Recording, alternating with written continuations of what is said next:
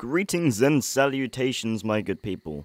Today I'm going to be bringing you a £1,000 gaming PC build. I would just like to add that this build is supposed to be for YouTubers, although if you are going to be normally gaming and thinking of going into YouTube, or just normally gaming itself, or maybe if you're just an enthusiast and want to get the most out of your system with the budget you have, then this build will still be definitely for you. I would like to add before I get into the video that the case that I have chosen is definitely first builder friendly, as you don't have to install any standoffs, it's just easy to mount drives, cable management's really good, and also the airflow is pretty decent as well. Above all that, it's also a silent case. Please forgive me if I sound kind of weird, but I do have a cold right now. If you want to add like an SSD or something, or get a cheaper CPU, then you can definitely do that. If you want to go with an i5 instead of an i7, then you can do that. It really doesn't matter. This is a PC, it's not a console. You can do whatever you want with it, and at the end of the day, you're still going to get a really good system for either just over or just under £1,000. But anyway guys, this has just been a little announcement, and I hope you enjoy the video.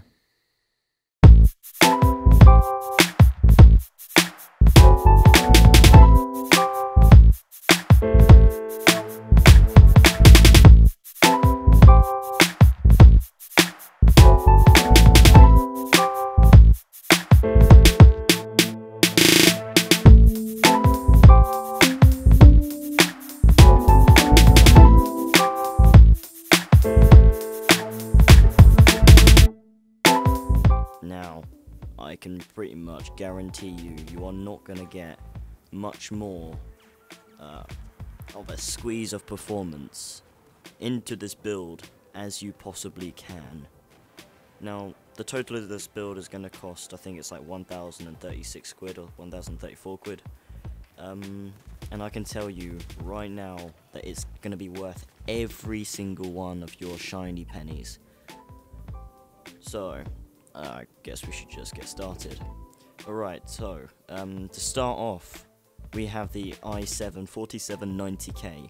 It came out a few months back and is seriously worth it when it comes to high performance, low temperatures, low wattage, and also great render times for if you're like video editing and doing stuff like that. So it's really good. It supports 32 gig of RAM, and it has hyper-threading in it because it's an i7, so that means it supports up to 8 threads. Using the LGA 1150 socket with a code name of Devil's Canyon, you can't really go wrong, especially with a base clock of 4 GHz and a turbo of 4.4. Not only that, but it also has 8 MB of level 3 cache. Not too snazzy. Right, now the pride and joy of this build. This is the PNY GTX 780Ti overclocked edition. So the GTX 780Ti's core clock is at 980 MHz, with a boost clock of 1046. It has 2880 CUDA cores, and the effective memory clock of 7000 MHz. It has 3 gigs of GDDR5 memory and runs on a 384-bit memory interface. On the card itself, it has one HDMI port, one DisplayPort, and 2 DVI. Its max resolution outputs to 4K, which I think is really good. It's 3D vision ready and has support with up to 3-way SLI. It uses two 8-pin power connectors. The card itself is 11.2 inches long, so it won't have a problem fitting in our case. It has nvidia GPU Boost 2.0, adaptive VSync, nvidia Surround, and PhysX technology, and you can also use it with your nvidia Shield, which I think is a really nice feature. If you're wondering why I went for the GTX 780Ti or nvidia over AMD, it's kind of simple. Nvidia graphics cards work better with software like Adobe After Effects, Adobe Premiere Pro, so editing will be a lot more smoother, especially when it comes down to rendering. Our motherboard is the Gigabyte GA-Z97X Gaming GT. This motherboard generally costs around, I think it's like 250 or something like that, but from Newegg you can get it for 140 quid. This is definitely worth it, because I think it has like an inbuilt graphics card or something. But anyway, it's a really good one with like optimized USB 2.0, which is where you plug in like your mouse and your keyboard, so it has 2 slots for that. I think it also features like 6 slots of USB 3.0. Again, I'm not sure, but I'm going to be displaying some pictures on screen right now, so you can have a look at what is definitely, going down.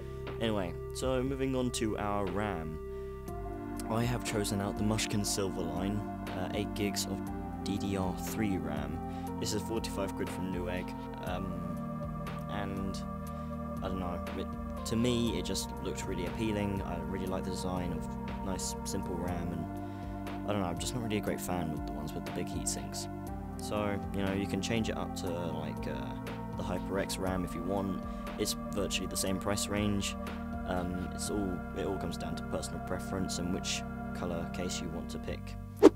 Speaking of cases, I have actually gone with the nzxt H440, a really nice plain looking case. Looks very, very professional and really clean if you're having it on the desk or even just down below. It makes everything just seem a lot more nicer. Generally, in my opinion, you cannot get a nice looking case apart from the Fractal Design R4, which is, again, around the same price range. In fact, I think it's a bit cheaper. So if you want to go for that, then you can. But this case is going to cost you about 70 quid from the nzxt website. Anyway, to power all of this, we have an EVGA Supernova 750 watt PSU. This is £70 from Dabs, and I can tell you now, like all of the components that I've picked, this is pretty much the best PSU you can get for this amount of money. A 750 watt PSU for 70 quid. This has Gold++ ratings on power efficiency, so most likely you'll be able to do SLI with those GTX 780Tis if you choose so. That's if you want to get another one. Anyway, our storage, and some people might criticize me in the comments by not putting an SSD in. I didn't put an SSD in so I could have a little bit more for the graphics card and the CPU and the CPU cooler. We'll get over to that in a second. But anyway, the memory that I have chosen for, well, I should be saying memory, that's about RAM. Anyway, I've chosen a 1TB Seagate Barracuda internal hard drive. It's 7,200 RPM, and from Scan, it's only for 35 quid right now, which is really good. I think you can also get it on Aria PC.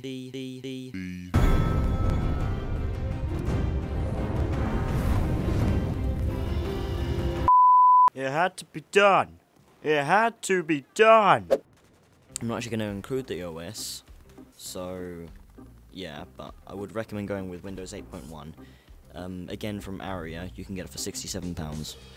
The reason why I'm not including it is because, we're building a PC, and, this is how much the PC itself is going to cost, not the software inside it.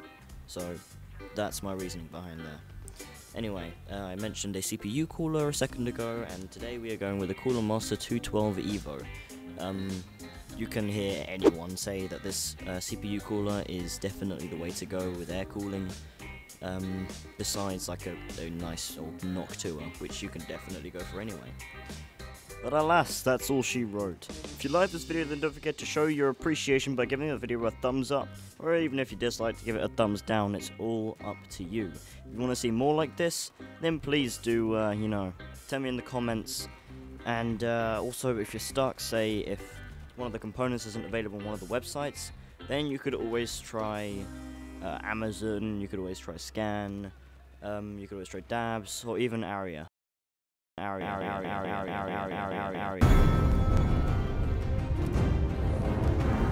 My name's Jim.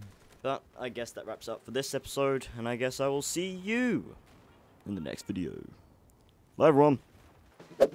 Before I go, I would like to just finish off by saying, with the i7 4790K, the GTX 780Ti, the Gigabyte Gaming GT motherboard, the RAM, the nzxt H440, the PSU, the hard drive, and the CPU cooler, that all only came to £1,025.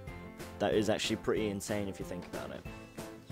In dollars, if you're wondering what that was, if you're from the US and you're watching, it sums up to $1,656.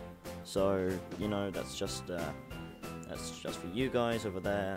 you may have to find some US sites to get stuff from, because I don't think like DAPS ships to the US, which is annoying for you guys, but I guess for me and everyone else that's watching this and is from the UK, it's pretty good because everything's quite cheap there. But anyway, the OS, if you're wondering, is just another £67 onto that. I'm not sure what that is in dollars, I can't be bothered to work it out now. I would also like to give a shout out to TechSource and Hardware Canucks. I hope I didn't pronounce that improperly, I'm sorry if I did. But thank you so much for letting me use your sort of cinematic shots of the case. I really do appreciate it, and I'll credit you in the description for you guys to go check them out. Anyway, thank you so much. Maybe subscribe, if you're new to the channel, and I'll see you in the next one. Bye everyone.